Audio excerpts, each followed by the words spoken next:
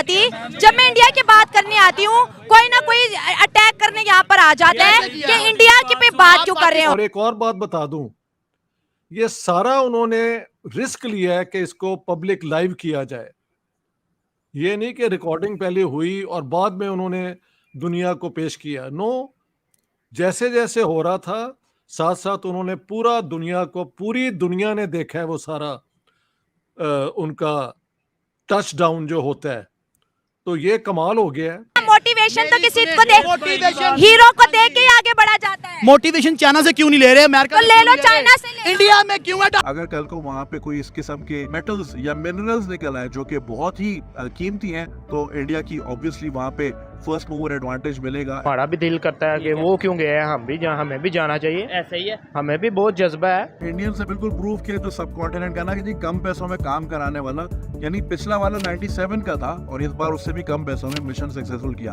America में $100 million के घर होते हैं, घर के पैसों से भी कम पे जो है पूरा चांद का मिशन करके जबरदस्त हो गया है। और वो मून वॉक कर रहे हैं और हम हनीमून वॉक कर रहे हैं। बहुत बड़ी अचीवमेंट है कि एक एशियन मुल्क जो 1947 में जिसका लिटरेसी रेट 4 या 5% था, शायद इससे भी कम, वो इसको 80+% तो उन्होंने। नमस्ते दोस्तों, जय हिंद। हिंदुस्तान स्पेशल में आपका स्वागत है दोस्तों। चंद्रमा के दक्षिणी ध्रुव पर पहुंचने के बाद चंद्रयान 3 के रोवर प्रज्ञान की चहलकदमी शुरू हो गई है। ये एक ऐतिहासिक पल है। इसरो ने लेटेस्ट अपडेट देते हुए बताया है कि रोवर अब तक चांद पर 8 मीटर की दूरी तय कर चुका है। रोवर से जुड़ी सभी गतिविधियों की वेरीफाई किया जा चुका है। इसरो ने शुक्रवार शाम ट्वीट करके बताया, रोवर की सभी गतिविधियों का सत्यापन कर लिया गया है। रोवर ने लगभग 8 मीटर की दूरी सफलतापूर्वक तय कर ली है। इसरो ने चंद्रयान 3 को बुधवार शाम 6:04 पर चंद्रमा के दक्षिणी ध्रुव पर लैंड करके इतिहास रच दिया। भारत दुनिया का पहला देश है जो कि चांद के दक्षिणी छोर पर पहुंचा है। वहीं चांद पर पहुंचने वाला भारत चौथा देश है। इससे पहले अमेरिका, चीन, रशिया अपने स्पेसक्राफ्ट उतार चुके हैं। चंद्रयान 3 की सफल लैंडिंग पर दुनिया भर के नेताओं ने भारत और इसरो को बधाई दी है। इसके अलावा तमाम स्पेस एजेंसियों ने भी इसरो की प्रशंसा की है। लेकिन दूसरी तरफ पाकिस्तान जला भुना बैठा है।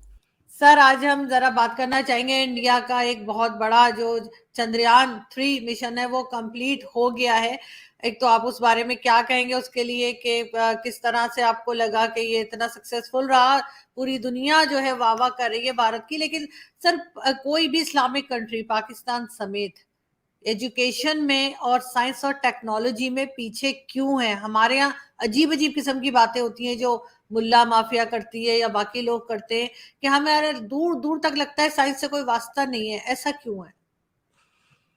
बहुत बहुत शुक्रिया आरजू जी। मैं इस वक्त आपसे टोरंटो से बात कर रहा हूँ, कनाडा में, जहाँ मैं साउथ एशियन लिटरेरी सब फेस्टिवल जो हो रहा है पहला, उसके लिए मुझे की नोट स्पीच के लिए बुलाया गया है। तो वहाँ से आपसे बात हो रही है।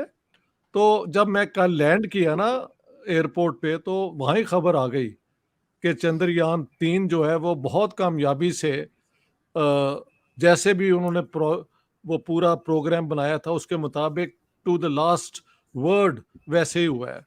और वो बड़ा कामयाबी से डेटा और इस किस्म की इंफॉर्मेशन सप्लाई कर रहा है to the head office down in India. देखें, ये अब दुनिया की चौथी पावर बनी है जो आउटर स्पेस के अंदर अपना एक पूरा मुकाम रखती है। और आपको याद होगा, मैं 3 महीने इंडिया में रह के आया हूँ और मैं बार बार कह रहा था कि जिस चीज़ ने मुझे बहुत इम्प्रेस किया है वो ये है कि इंडिया में उन्होंने शुरू दिन से साइंटिफिक रैशनल एजुकेशन, उसे कहते हैं साइंटिफिक टेम्पर, यानी सोचने का तरीका साइंटिफिक जो है, उसको एजुकेशन की बुनियाद बनाई अपने आम पब्लिक स्कूलों के अंदर और कॉलेजेस के अंदर। और जाहिर है एलीट के पास तो ये चांस होता ही है कि वो मॉडर्न एजुकेशन से ही उनको ट्रेन किया जाता है।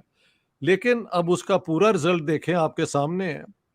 इंडिया ने ये सारा कुछ अपने एफर्ट से किया है। और एक और बात बता दूं, ये सारा उन्होंने रिस्क लिया है कि इसको पब्लिक लाइव किया जाए।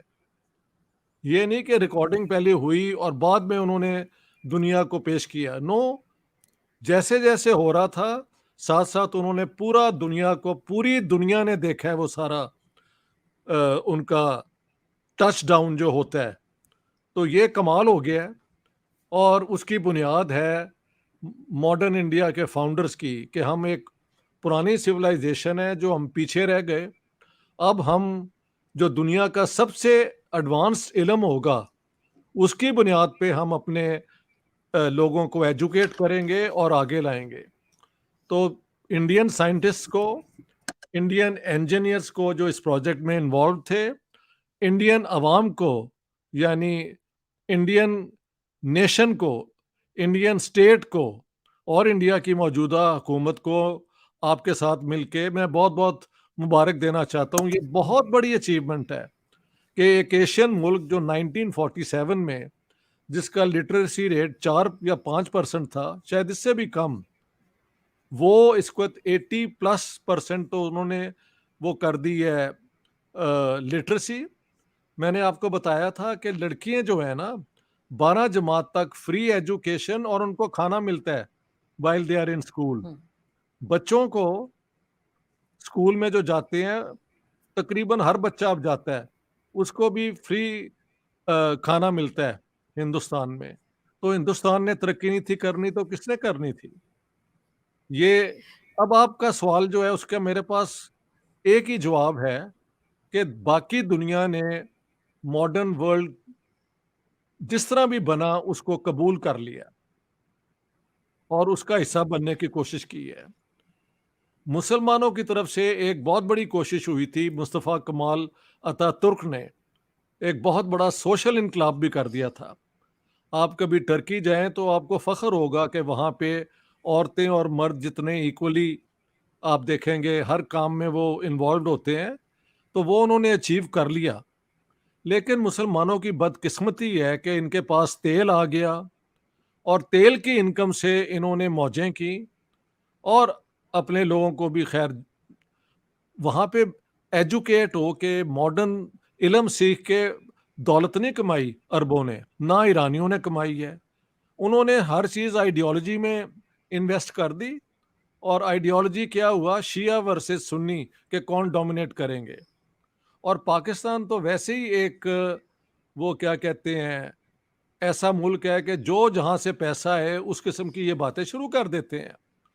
हालांकि वर्ल्ड बैंक ने इनको बड़ा चांस दिया था, पाकिस्तान की अपनी ये जो स्पेस के लिए एक दफ्तर भी बना था, मुझे अब उसका नाम याद नहीं आ रहा, लेकिन वहाँ इन्होंने सिर्फ कमाल क्या किया कि सारा कुछ छोड़ के वो न्यूक्लियर बॉम्ब बना लिया।